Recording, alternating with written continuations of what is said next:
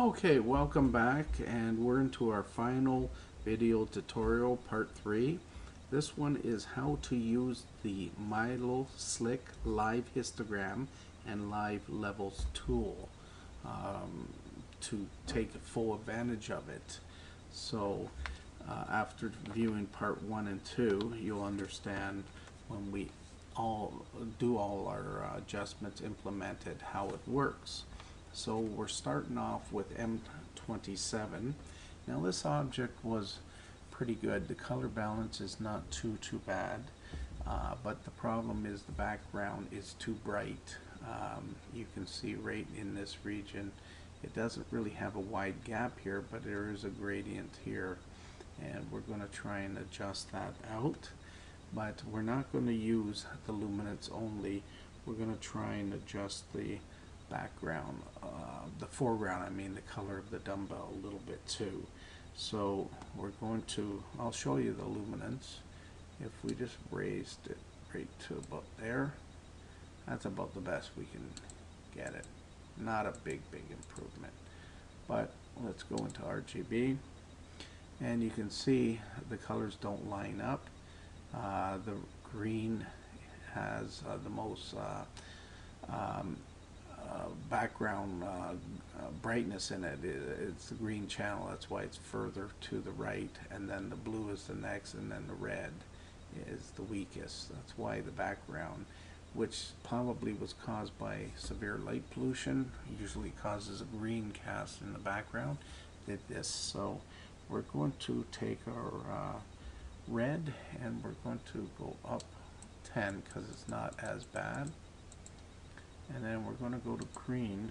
Green is the strongest, has the strongest cast. Probably going to take that up to, let's try 30. We go into blue. It's not as bad as the green, but but it is worse than the red. So we'll try it up to, say, 20. So right now we already improved our background. If I was to enable and enable, you can see improvement. Okay, what we're going to do is we're going to try and put a little bit more blue into here, and we're going to get our mid and lower it, not too much, maybe to about 115, and you can see now how much improved it is. Now it's a real strong gradient on top. I don't know what caused that, and that's very hard to get out. Light pollution filters would help or something, but to give you an idea of the histogram, that's before and after.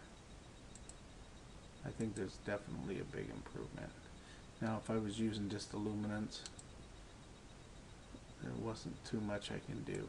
I had to go into the color balance, the RGB, and we get these results, which is quite nice. Okay, we're going to try another object. We'll go to M16, which is a black and white. I used an HA filter, so I'll just reset this one, and I'm just going to choose M16. And we don't have to deal with the RGB in this case because it is a black and white or mono image. So we're going to go to the illuminance, and right now we can see it's not too bad. There is a bit of a gradient here. We're losing some contrast on the right side, so we're going to take our black point and we're going to raise it to maybe about 30. Yeah, we'll try about 30, and we're going to lower our mid to maybe about 120, and you can see the difference. Now we don't want to go too much with the mid. Yes, I can go more into this region here that we said is our target, but you can see right here it's noisy, how much noisier it's going to get. Okay, definitely shows more detail, but we have to watch the noise, so we'll go back to about 120.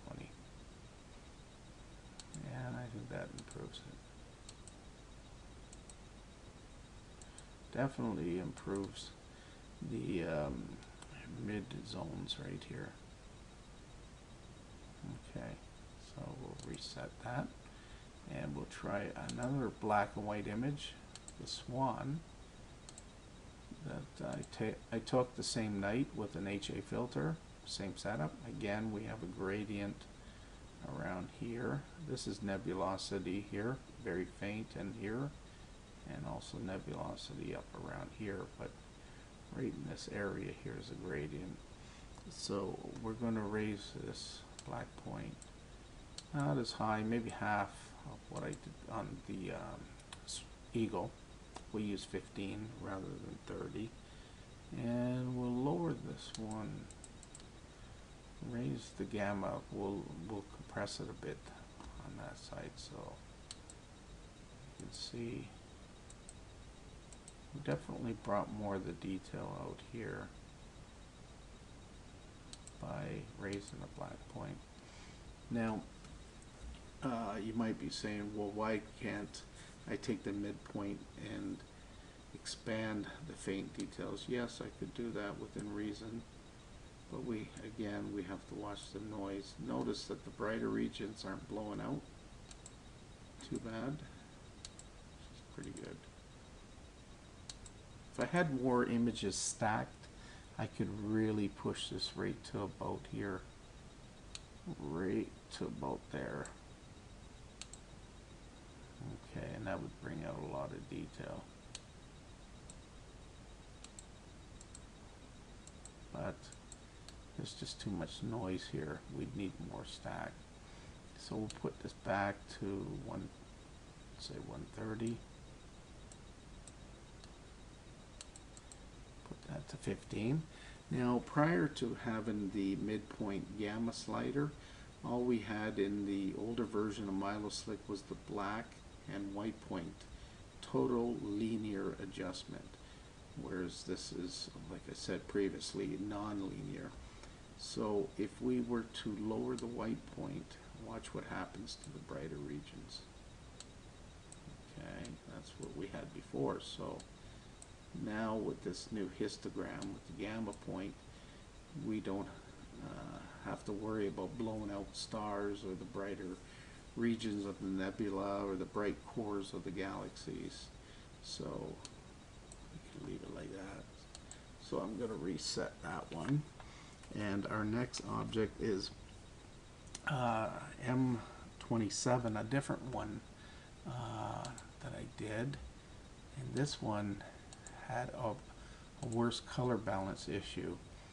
I was using a Lumicon Deep Sky light pollution filter, great filter, but it cut down. It affects M27 and M57 only for some strange reason. It causes the objects to be a little bit too green, so we're going to have to lower the green a little bit, get rid of some of the green in the dumbbell, and also we have the background is too bright, so we're losing the foreground. The contrast is very low. So we're going to try and increase the contrast and correct the color balance better on this one. So we're going to go to M27. Now I'll show you just, if we went to the luminance only, and just to take care of the gradient, say if we went up here, about 25, you can see we took care of the gradient, the background's better, the contrast is increased, but we didn't take care of the color balance, the off color balance.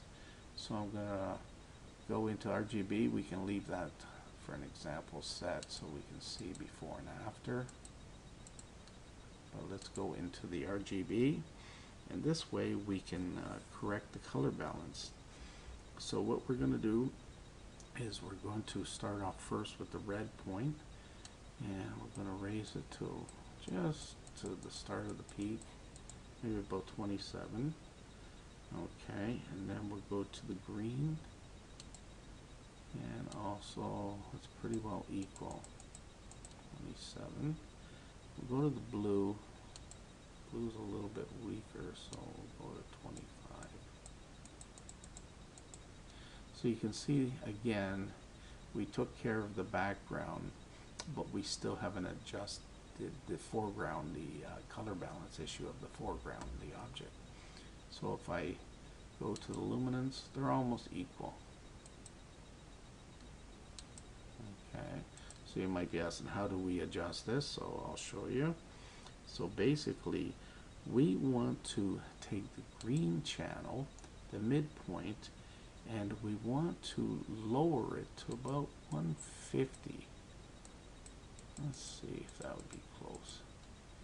150 looks pretty good. We're starting to get a nice teal color, but by doing that we started getting a magenta background, a strong blue and green, so we can change the red to say 30, and blue I guess we can try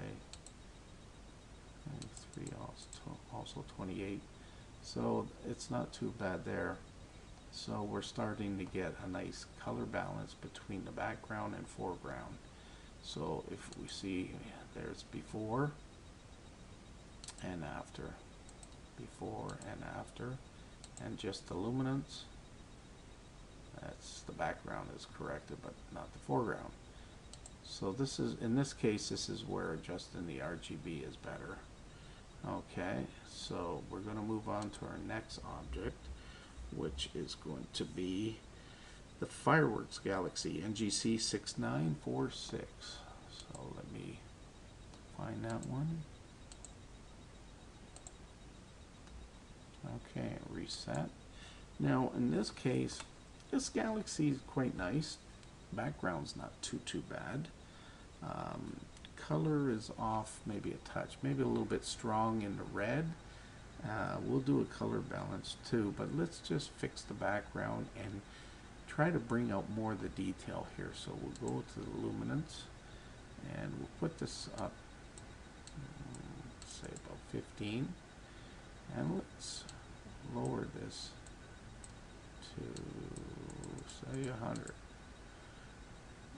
And you can see before and after. You can see the arms extended more here. We're not blowing out the core.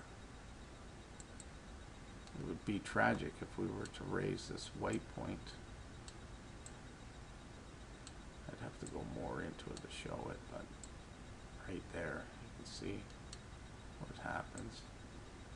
So we want to leave that at 255. Most of the time you don't want to really touch the white point. It's just the black point and the gamma point. So we'll bring this one back to what we had at 100. Okay, now let's do a color balance. So I'm pretty happy with that. If we did AWC and then went to ATW, we'd probably have a better color balance. So let's see if we can fix the color balance here on this galaxy. So we would go to the red, and we can put this up to darken the background a bit. 10, yeah, they look pretty even. So pretty good balance background. So we'll do 10 for all. Now we're red, we'll go midpoint. We're gonna lower this one down. I mean, raise this one down a little bit. And green, we'll add a little bit more green and blue. Not too much more. About 122, and these are pretty balanced. 122. So that gives you an idea of before and after. Just a little bit less red and a little bit more blue and green in the galaxy. And we corrected the background. And if it was the luminance only, we stretch the data. We can't stretch the data with RGB. We can correct the color balance and get rid of the correct the color balance in the background and foreground, but we can't stretch it. We only stretch it in the luminance. So that shows you the difference between them. Okay, so I'm going to reset that one, and we're going to go to our next object, which is, we'll try, I'm going to show you the bubble taken in HA. Let me see. Now this was captured with my black and white camera with an HA 7nm filter, and because we were going at 180 seconds AGC4, we're getting quite a bit of amp glow. Now I'm not going to use this object, I just wanted to show you the amp glow, and I used an amp glow mask on the next object to remove this, and it did a pretty good job, but I want to show you that we will still have a gradient that we have to work out a bit, but we'll not totally eliminate it. So let me go into, just go into luminance right here. Let me pick it, and here's the same image, but I applied the amp glow mask. Now you can see the amp glow, it was very strong, it's gone, but there's still a gradient across here. So what we're going to do, we'll try to fix this up a little bit, is we'll go to the bubble nebula and we'll adjust the settings here. I'm going to do one to show more contrast and one to show more detail. Now how do we show more contrast? Well, first, remember I always said we have to adjust the black or the white first always before the gray.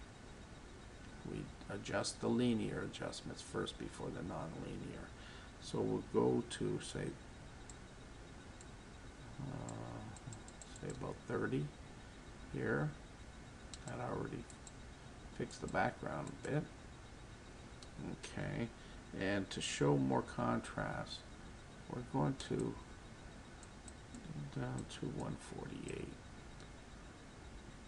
Okay, so we raise the midpoint, the gamma, and you can see there's some nebulosity here that pops out right here before it was washed in all the sky glow, the gradients, and that still got a bit of the gradient from the amp glow, but not as bad.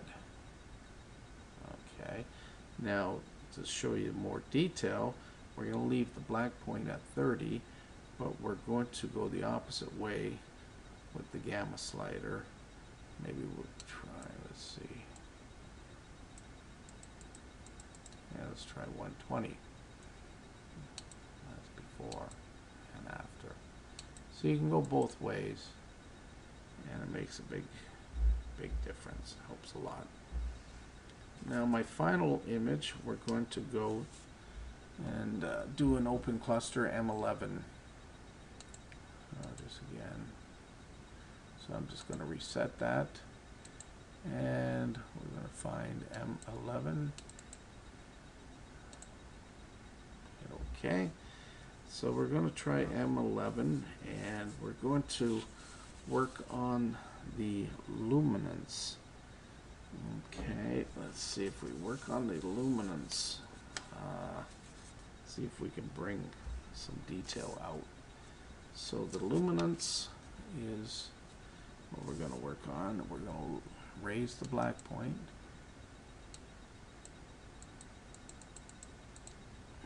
Okay, we'll try 16. Now we want to also show a little bit more of the stars here, so we can lower the gamma. Let's try about 90.